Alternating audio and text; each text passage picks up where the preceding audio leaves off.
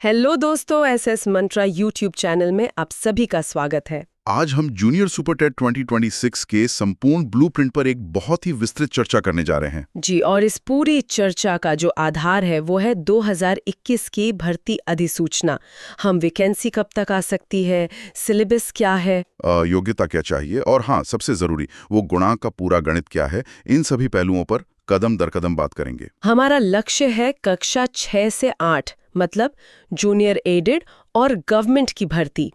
अब कई छात्रों के मन में ये सवाल होगा कि तैयारी अभी से क्यों? और इसका जवाब बहुत सीधा है। पाठ्यक्रम बहुत विशाल है और इसमें सफलता के लिए एक लंबी और ठोस रणनीति की जरूरत होती है। तो चलिए सबसे पहले इस विश्लेषण के आधार को ही समझ लेते हैं। ये पूरी जानकारी 2021 में जारी हुई भर्ती की अधिसूचना पर आधारित है। जी बिल्कुल, और जैसा कि आपने कहा, हमारा लक्ष्य 2026 में आने वाली जूनियर भर्ती है। तो अभी से तैयारी इसलिए जरूरी है क्योंकि सिलेबस बड़ा है और हमें एक मजबूत रणनीति बनाकर चलना होगा। ठीक है, तो अब आते हैं सबसे महत्वपूर्ण सवाल पर कि इस परीक्षा के लिए अनिवार्य योग्यता क्या है, मतलब कौन कौन इसमें बैठ सकता है। देखिए, यहाँ पर मोटे तौर पर 3 मुख्य मापदंड हैं, 3 फिल्टर आप कह सकते हैं। पहला फिल्टर क्या है? पहला है स्नातक यानी ग्रेजुएशन, और इसमें कम से कम 50% अंक होना अनिवार्य है। अच्छा, 50% की एक शर्त है। और दूसरा मापदंड? दूसरा है आपका प्रशिक्षण, मतलब ट्रेनिंग। इसमें आपके पास बीएड या बीटीसी, जिसे अब डीएलएड कहते हैं, या फिर 4 साल वाला बीएलएड होना चाहिए। यहाँ एक सवाल अक्सर आता है कि बीएड और बीटीसी दोनों ही मान्य है? जी, 2021 की अधिसूचना के हिसाब से दोनों को बराबर मान्यता दी गई थी। ठीक है। और तीसरा और आखिरी फिल्टर? वो है पात्रता परीक्षा यानी टेट। उम्मीदवार को सीटीट का पेपर 2 या फिर यूपी टेट का पेपर 2, दोनों में से कोई एक पास होना ही चाहिए। तो मतलब ये तीनों योग्यताएं पूरी करने वाले उम्मीदवार ही इस परीक्षा में बैठ सकते हैं। बिल्कुल। चलिए अब जरा परीक्षा के प्रारूप को समझते हैं। हाँ, ये बहुत जरूरी है। कितना समय मिलता है? परीक्षा के लिए कुल समय मिलता है 2.5 घंटे, मतलब 150 मिनट। और सवाल? सवाल भी 150 ही होते हैं। सारे एमसीक्यूज होंगे और कुल अंक भी 150। एक सवाल एक अंक। और एक अच्छी बात यह है, जहां तक मुझे याद है, कि इसमें कोई नेगेटिव मार्किंग नहीं है। हाँ, ये सबसे अच्छी बात है, कोई नेगेटिव मार्किंग नहीं है। तो ये पेपर क्या ये एक ही होता है या इसमें भी कुछ हिस्से होते हैं? ये पेपर 2 खंडों में बटा होता है, खंड क और खंड ख। खंड क क्या है? खंड क है सामान्य ज्ञान का। इसमें 50 प्रश्न होते हैं 50 अंकों के लिए, और ये सभी के लिए अनिवार्य हैं। मतलब चाहे कोई भी विषय वर्ग से हो, ये 50 सवाल तो हल करने ही पड़ेंगे। जी हाँ। और फिर आता है खंड ख, जो कि विषय चयन का है। इसमें 100 प्रश्न होते हैं 100 अंकों के। यहाँ उम्मीदवारों को विकल्प मिलते हैं। अच्छा, तो अब जरा सिलेबस को थोड़ा विस्तार से देखते हैं। खंड क जो अनिवार्य है, उसमें क्या क्या आता है? देखिए, खंड क यानी सामान्य ज्ञान में सबसे पहले तो करंट अफेयर्स हैं, राष्ट्रीय और अंतर्राष्ट्रीय दोनों। ठीक है। फिर आता है इतिहास, जिसमें खास तौर पर आधुनिक भारत और भारतीय राष्ट्रीय आंदोलन पर जोर होता है। फिर है भारत का भूगोल, संविधान यानी पॉलिटी। पर्यावरण और सामान्य विज्ञान भी होगा इसमें? हाँ, पर्यावरण, सामान्य दैनिक विज्ञान, और आखिर में रीजनिंग के भी कुछ सवाल होते हैं। तो ये तो हुआ 50 नंबर का अनिवार्य हिस्सा। बराबर। अब आते हैं उस 100 नंबर वाले खंड ख पर, जिसमें विषय चुनना है। इसमें क्या विकल्प हैं? इसमें मुख्य रूप से 3 विकल्प हैं। पहला क्या है? पहला विकल्प है भाषा यानी लैंग्वेज का। इसमें उम्मीदवार हिंदी, संस्कृत या अंग्रेजी में से कोई एक चुन सकते हैं। और इसमें सिर्फ व्याकरण होगा या साहित्य भी? नहीं, इसमें साहित्य और व्याकरण दोनों ही शामिल होंगे। ठीक है। और दूसरा विकल्प? दूसरा विकल्प है सामाजिक अध्ययन, जिसे हम एसएसटी कहते हैं। इसमें इतिहास, भूगोल, नागरिक शास्त्र और अर्थशास्त्र के प्रश्न होते हैं। समझ गए। और तीसरा विकल्प? तीसरा विकल्प है गणित और विज्ञान का एक संयुक्त पेपर। इसमें 50 प्रश्न गणित के और 50 प्रश्न विज्ञान के होते हैं। यहीं पर अक्सर उम्मीदवार दुविधा में रहते हैं कि उन्हें खंड ख में कौन सा विषय चुनना चाहिए। इसके लिए कोई गोल्डन रूल है क्या? हाँ, एक तरह से है।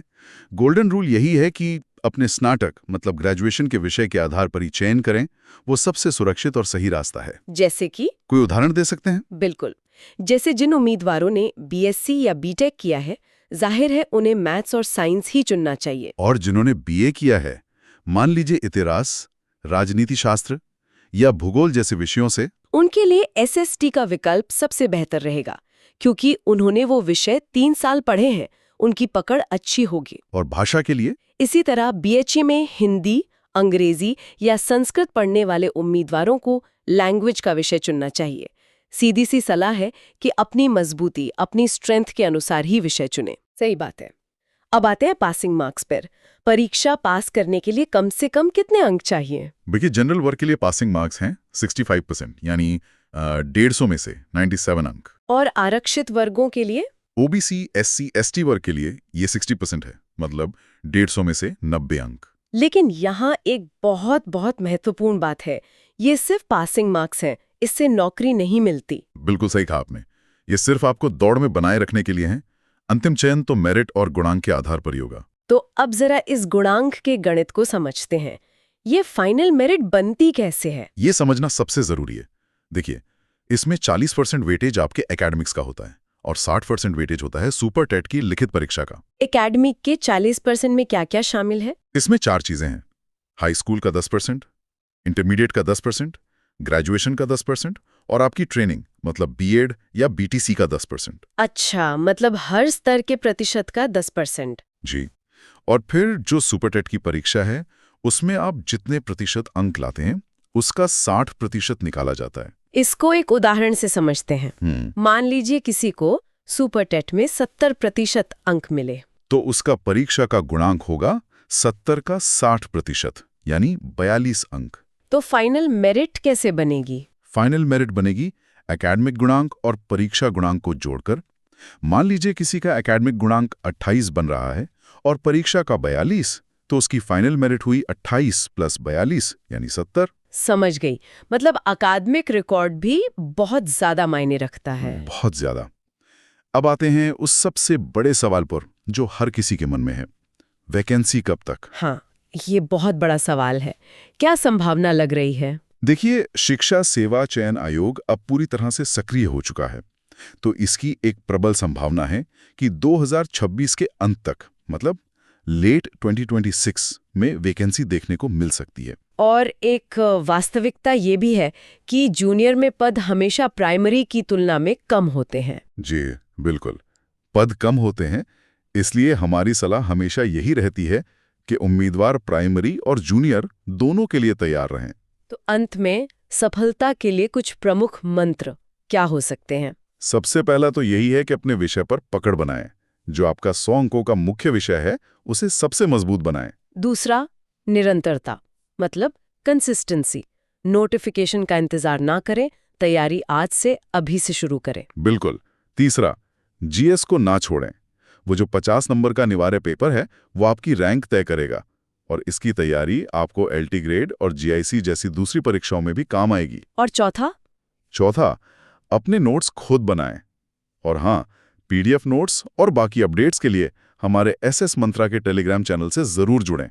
दोस्तों, अगर आपको ये क्लास पसंद आई हो तो एसएस मंत्रा चैनल को सब्सक्राइब करें, वीडियो को लाइक करें और बेल आइकन दबाना ना भूलें। धन्यवाद।